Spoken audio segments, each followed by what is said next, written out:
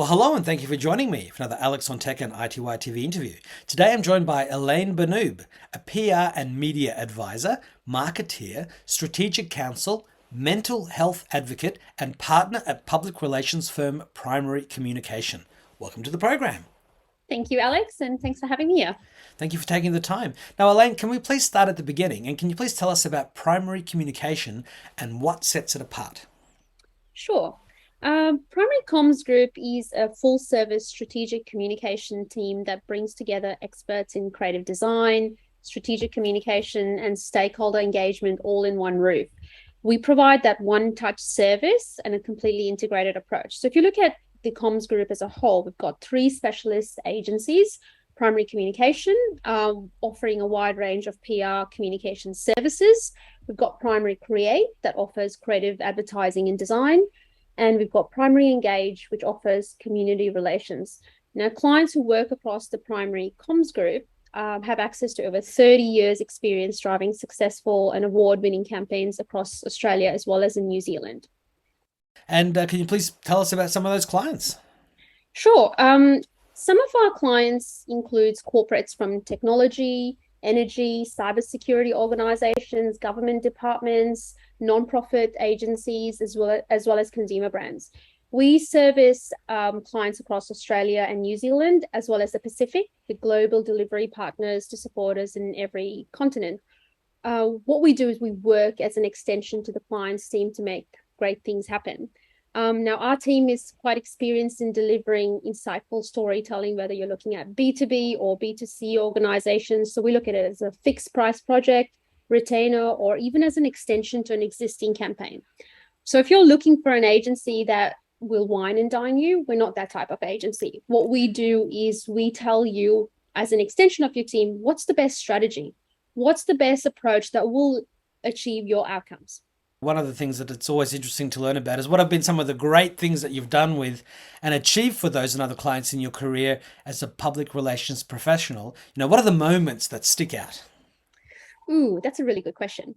Now, there have been several wins. The most recent one was recognized by PRIA for a mental health campaign that was delivered for the National Mental Health Commission during COVID.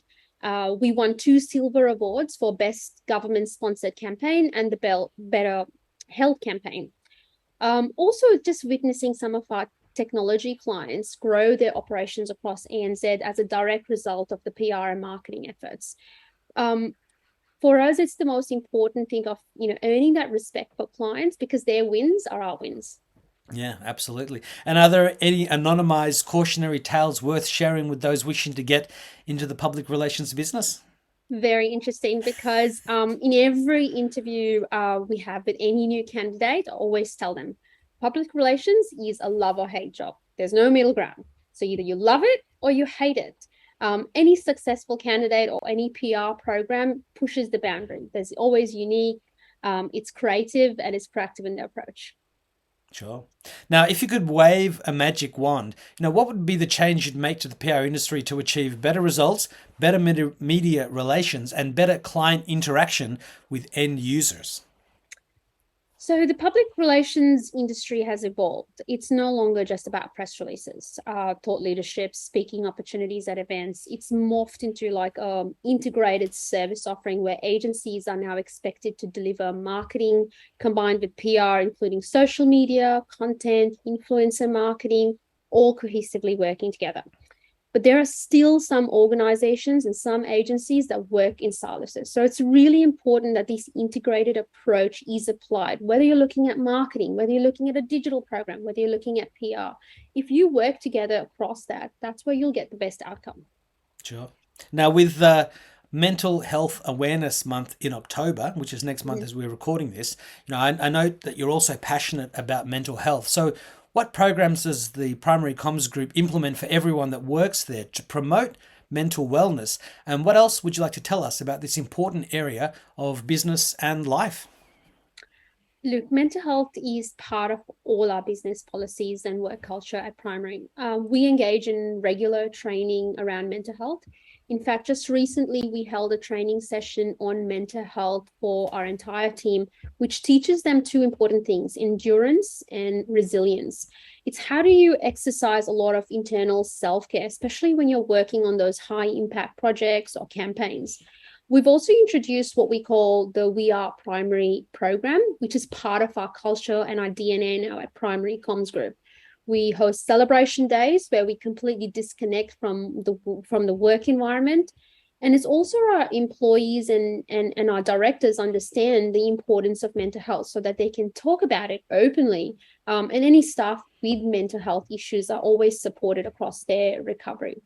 If you look across the board, technology companies across the world are also beginning to embrace the importance of employees' mental health. The pandemic has forced all of us to work from home, and still deliver the same number of projects, if not more, in a short span of time. So if you don't prioritize mental health, a lot of things can go wrong. Yeah, absolutely. So what else do we need to know about the Primary Comms Group and about you? Primary is part of the Code Red network, which means we have in-depth cybersecurity knowledge across ANZ. Primary is a team of about 26 people. We are a group of 4 partners in the agency who's been very involved with all our clients. So we don't just pitch for the business, but we're very much involved in terms of running the business and doing the day-to-day work as well. Personally, myself, I think I'm known as one of the primary geeks in the office. I love my gadget. I can see you got Star Wars right behind you as Yeah. well. Yeah. I have, on a personal level, I have an addiction to F45, which are like high intensity workouts. It's my time away, and I always enjoy reading a good book. Yeah, absolutely. So how do you see primary communication evolving over the next couple of years? Looking towards the future, we have an exciting 12 months ahead of us. There's, whether we look at growth, opportunity, including new potential. The pandemic has only proved that communication is more essential than ever. And it's our task moving forward to continue to create that value for our clients and stakeholders by embracing digital transformation and driving that real business impact. And I'm sure a lot of that, applies to the PR industry in general. But how do you think it will evolve over the next decade when we should be living in the age of the metaverse with augmented reality, mixed reality, and extended reality glasses as commonplace as the smartphones and tablets that we use today? Oh, well, look, we all need to embrace change. Let's look at this. In less than 3 months, the whole world, every industry was forced to work from home when the pandemic hit. And to be honest, it's our reality even today. So if you look at augmented reality, for instance, marketers are now able to create a narrative for their products in real life and allow customers to craft their experience and their reality. So if we don't embrace and adopt these trends, we're going to be left behind. So you look at artists, for example, they're using virtual paint boards to create digital artwork that can be seen.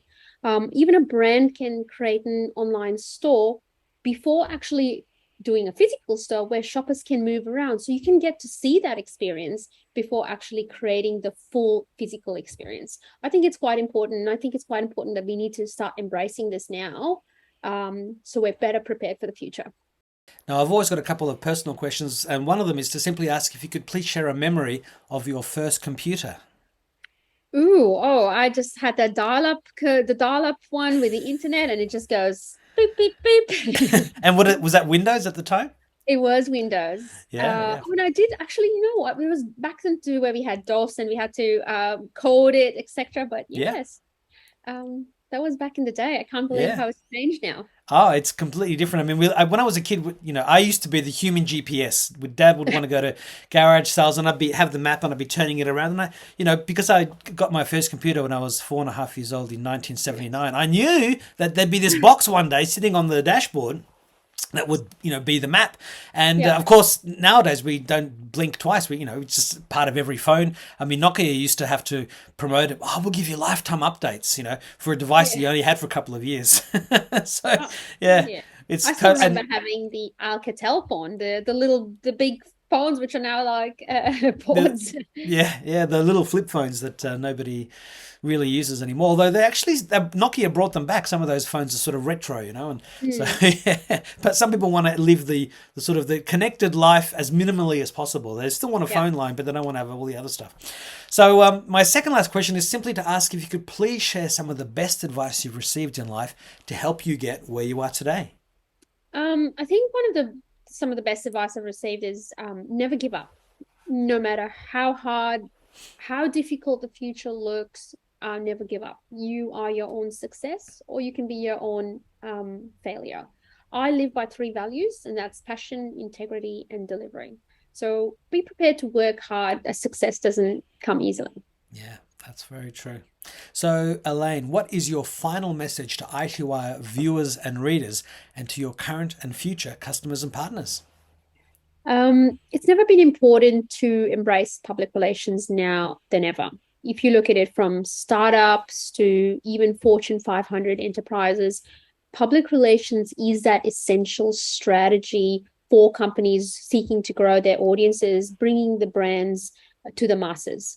So investing in PR might seem like a high cost for low returns, but if you look at it from an overall outcomes perspective, the exposure of a brand is really, really important for organizational growth and that future development. So now is the time rather than looking at it from a later perspective. Well, Elaine Banoub, PR and media advisor, mental health advocate, partner at public relations firm Primary Communication. Thank you very much for your time. Thanks for sharing those perspectives. And I do hope we can talk again in the future. Thank you very much, Alex. Thank you. Bye bye.